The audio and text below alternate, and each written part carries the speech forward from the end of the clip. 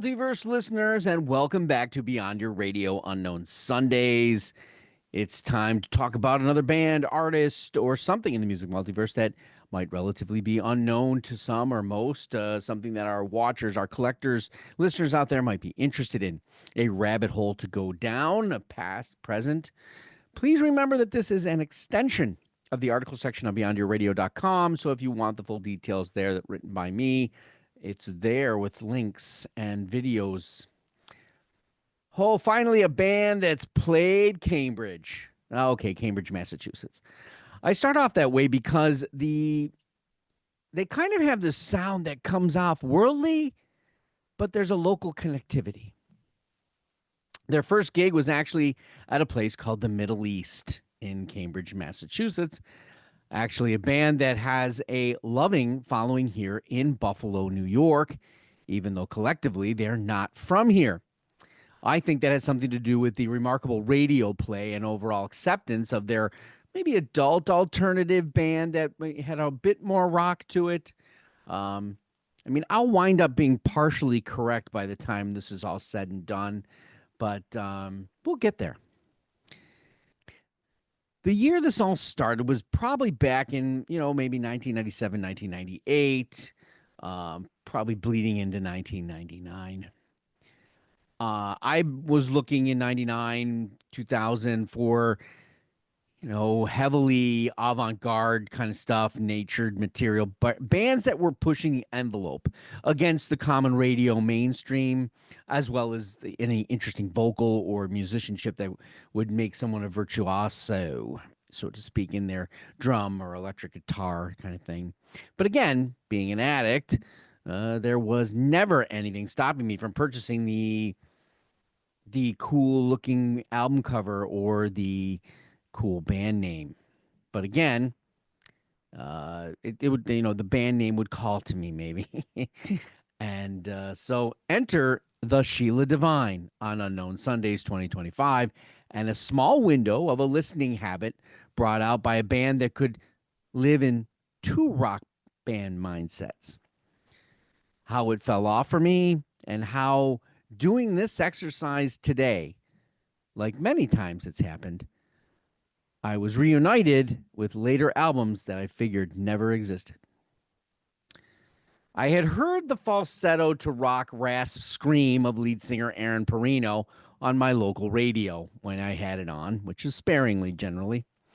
The band had a signature delivery, a dreamy adult alternative start to emotional rock momentum, fitting the post-grunge to alternative music scene. And I didn't have any problem with it. I just didn't think it was that overly creative at the time. It had a certain familiar hook, and the lyrics were definitely worthy of whatever record deal they had made at that time. I actually thought they were from Buffalo, considering how often they played and were on the radio stations here.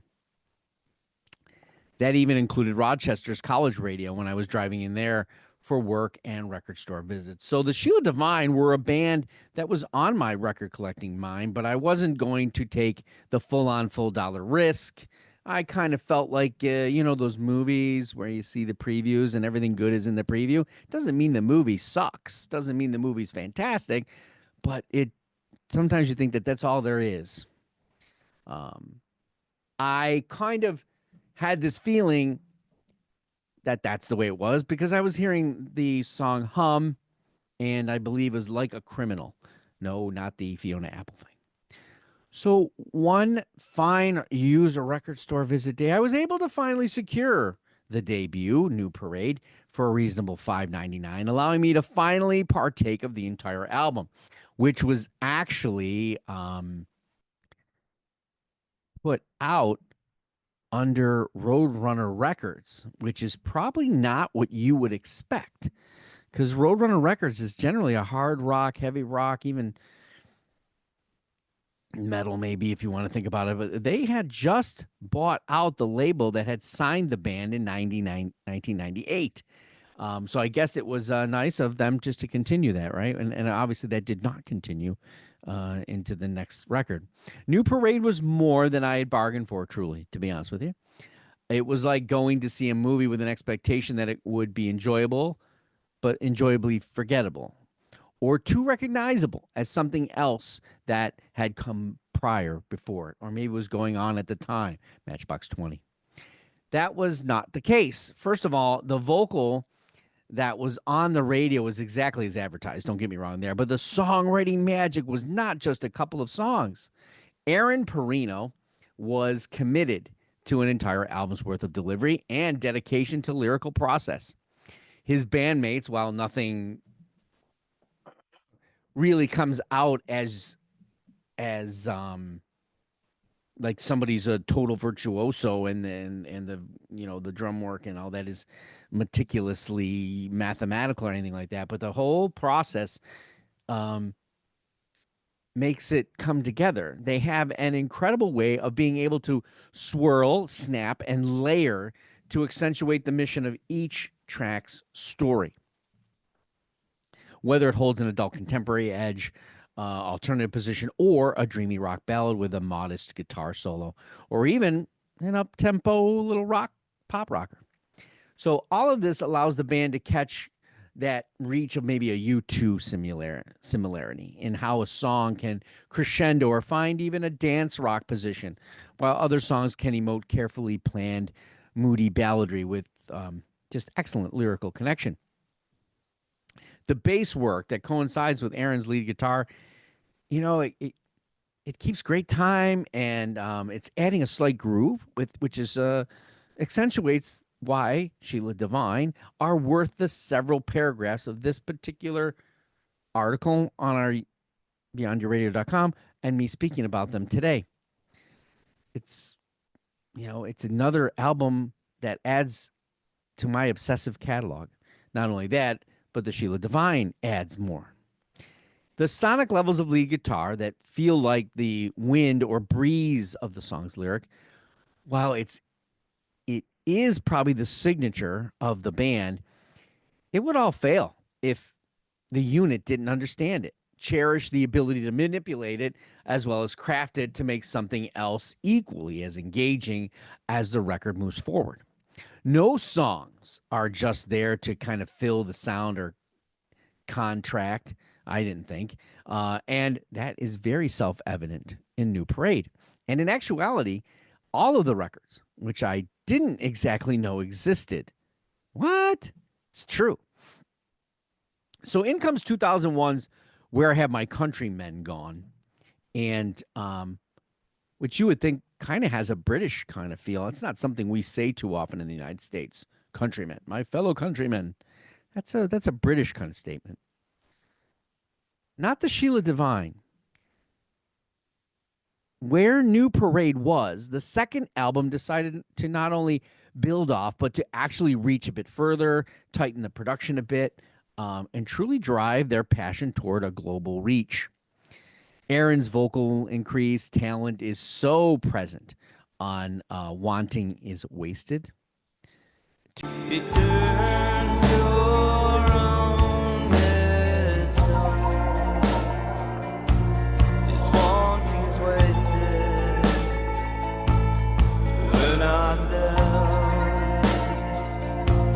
This wanting is wasted.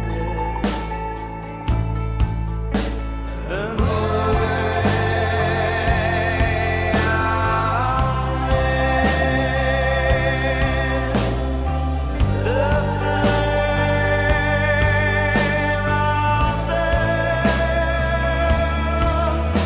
an almost like kind of an operatic placement, which is something different from the prior. The ethereal accompaniments and the sound that the band exudes elevate the alternative. They're broadening to an almost elbow-like nature, and maybe even a Radiohead-like flow. One of my favorite tracks of theirs, for sure, for me, and of course, I don't think it's got a lick of radio player attention. In fact, the entire album didn't make that much of an impression in the overall grand scheme of things. It was my impression that the band was not or did not survive at that point. But I kept looking for a while, thinking and remembering that of that time that I had. And I got resources, but but my timing was kind of slaughtered by my job owning and operating and coaching a hockey team. And the internet was certainly not in the formation of information that it is today. Apparently, there was no antidote that could get the Sheila Divine past the love that they have in Buffalo, Boston, Belgium, and Calgary, as I've come to find out when doing the research for this particular Unknown Sunday. So we all have problems.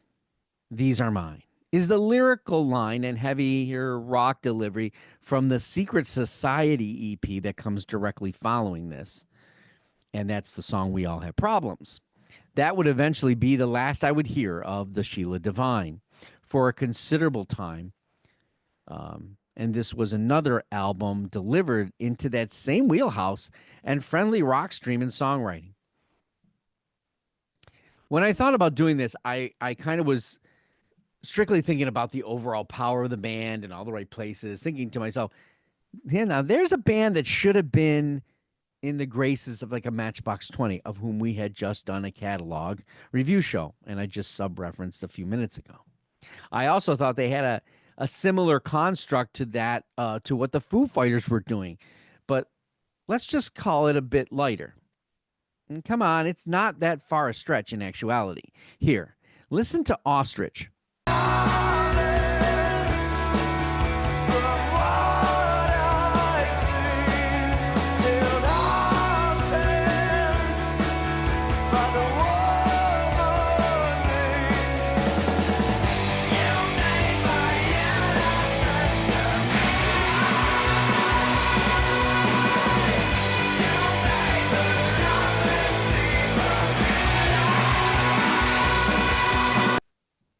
And you're feeling Stacked Dead Actors, right?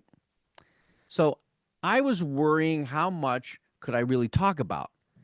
But that quickly faded when I found out I had missed at least 3 records and 2 EPs, and one of them was just released last year, which it doesn't happen to me that often. But apparently when I do these Unknown Sundays, it happens. I'm starting to think maybe I planned it that way, right? And it appears via audio and confirmation by lyric that the things that once were beautiful to me, they still are. And they still are. The beginning of the end is where we'll start again from 2019. Listens like a sentimental remnant of the road. What's given and what's given up, and the possibilities of returning to such things. But it's more than that. They kind of make a wonderful attachment to locality. Obviously, one of the songs is called Melancholy, Massachusetts, and the Summer of 93, as well as returning to places and moments like Chelsea Hotel in the song This Moment, This Place. But what I pick up on in the record is the rock pop arrangement and hopeful tunes, where Aaron does not seem to be hitting the rasp scream that was the elevation in the prior record. It's multiple records. The band is even jangling a bit more with songs like Kurt Cobain. And they talk about, would it be on Twitter? Where would he be today? Would he be spouting stupid shit on Twitter, or be a millionaire that owned a winery? Wonder who they're pointing fingers at there.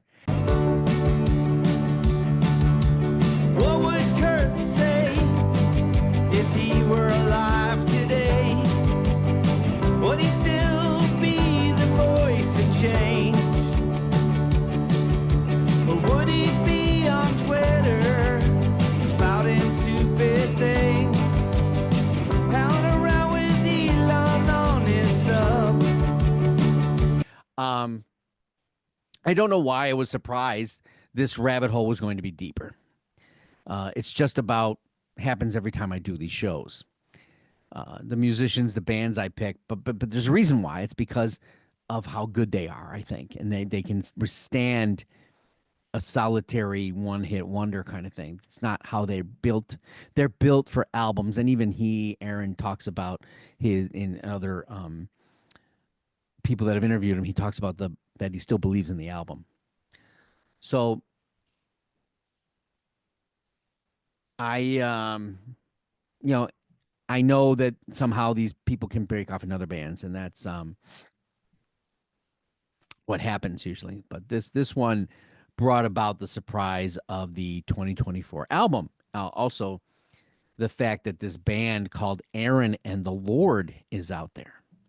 Yeah, that's a great band name, which comes from the bassist, drummer, and keyboardist in the band, Stephen Lord of Dirty Bangs. And he's also a studio owner in Rusty Recording Studio in Salem, Massachusetts. The band also sort of includes the famous Tanya Donnelly of Belly, Throwing Muses, and of course, the Breeders. No, I'm not done yet with this band, though. It actually has Buffalo's Mike Bethman of Tugboat Annie. Yes, I have one of the albums from the 90s for sure. It is the same kind of album and song. No, it's not. Um, you kind of got to be thinking that that's not possible, considering the mix of the people that are doing this, and the person who's actually doing the mixing on this record is Paul Caldery, um, who has worked with our early Radiohead, Hole, and of course he's worked with the Pixies. So, right, you are. It does not sound like the Sheila Divine. This is a sonic above expectations, and the productions and vocalizations kind of have a oh, I know, they find a position in like an indie power pop playfulness. World on edge. It's about to blow. World on edge. It's about to explode. World on edge. It's about to blow. As well as a bit of nostalgic impressions from the 90s. It is far from the structure of the Sheila Divine, but a definite side project to take notice of and appreciate, and how it connects to and how it feels. There was also a World on Edge EP based on the song World on Edge, which was from the debut album, which name drops that song, actually name drops Buffalo in it, as well as Boston and others, to allow additional songs that filtered and vocally were more mesmerizingly unique in dual and harmonies, because that's what this kind of arranges, right? With having Tanya Donnelly and having Stephen Lord and other people inside. So check that out if you're so inclined. So then there's Dear Leader, another side project for Aaron Perino, and don't worry, we're going to get to him at the very end. It's another unique side kind of, and it'll start with If You Choose, with the debut album, which is called The Good Times Are Killing Me. And, you know, again, is this going to be the same thing? He is a songwriter by trade. That is his work. That's his job. That's his life. Here you're moving into like an indie rock with music comparisons like Modest Mouse, maybe even the Postal Service, but it's not truly and completely utterly there. There's a more indie. There's electronica kind of involved in the finished product in some cases, but not always. So it's a really deep. It's a good listen. And where you go from there, it's up to you, because there are multiple records. I did not partake of all of them. I did dabblings to find certain things. And one of those reasons was because one of the songs actually is Father Baker, which it's a Buffalo Catholic. And there's stories in there. But anyway, this was 2003 when this project released. And I believe this was definitely during a time where it felt like the prior band, Sheila Divine, was probably done, like I had thought. But considering the output, it seems these were easier to put out for him. I don't know why or how, but the albums came bang, bang, bang, bang. And they did not come that way for Sheila Divine. And yes, during that time in Dear Leader, he does revisit some songs, like he revisits Ice Age on that particular debut album, which was from the Sheila Divine's album, The Morbs, which was the second hiatus. So there's this timeline when you look at it of albums, but that's from The Morbs. So on their Bandcamp page, it reads on the sidebar, where you would normally talk about the band and their sound or where they come from and how they feel. It only has a few words, and these are the words: the Buffalo Bills of music.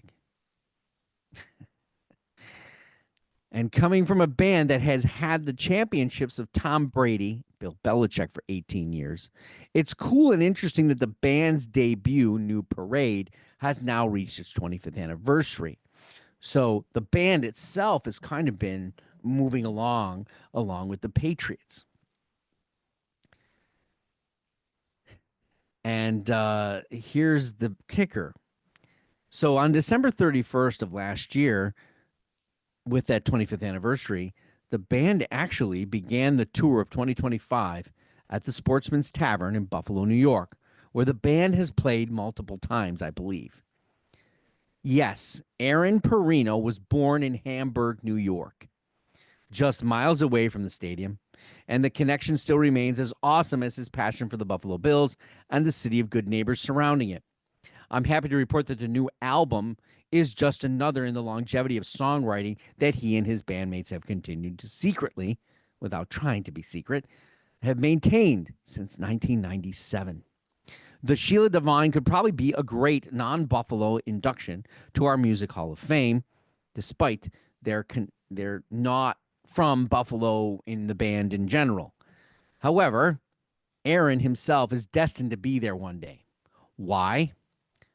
Because every song I write is about Buffalo. No way. Take that, Patriot fans. I'm going to celebrate by getting into the new album in 2024 called I Am the Darkness and We Are the Light. So I'm playing into that, the fact that, must be that New England is the darkness. It came out back in October of last year, and then I'm going to celebrate by breaking a table. You with me? Sheila Divine albums, those in my collection, I'll mention. Obviously, it starts off with the New Parade in 1999. I have that. Where Have My Countrymen Gone in 2001? I have that as well. Secret Society EP, which is in 2002. I have that one as well. Then there's that 10-year break in the band, and then the album The Things That Once Were in 2012. Fossils from the Fire in EP in 2015, which probably leads into The Morbs in 2015. Beginning of the End is Where We'll Start Again in 2019. And then, of course, this recent October 2024 release, I Am the Darkness, We Are the Light. Now, when it comes to Dear Leader, that's The Good Times Are Killing Me in 2003. All I Ever Wanted Was Tonight in 2004. The Alarmist in 2006, and Stay Epic in 2009. And then Aaron and the Lord, which the debut album is called Aaron and the Lord in 2021, and World on Edge EP in 2022. What did you think of Sheila Divine? Are my Buffalonians out there? Did you see the show in December? I'm sure it was a sold-out show. Some of you might know him or maybe have some stories, maybe even sold their records. Love to hear the stories of that. I had no idea that connection until I started this entire project. Like I said, I thought it was just because our local radio station was enamored with the New Parade album. But anyway, please comment, leave us a note or two, maybe even hit that like button. And of course, subscribe to the channel if you have not already. I'll see you next week for a blues, folk, and Hindustani musician from the Isle of Man. His name is Harry Mannix on Unknown Sundays next week. We're on the web at beyondyourradio.com, Facebook, Twitter, Instagram, YouTube, of course, albums, bands, artists, anything we can get our hands on through our articles, videos, and a podcast coming in April. Go Beyond Your Radio with us, a real music appreciation channel. Thanks for watching and happy listening.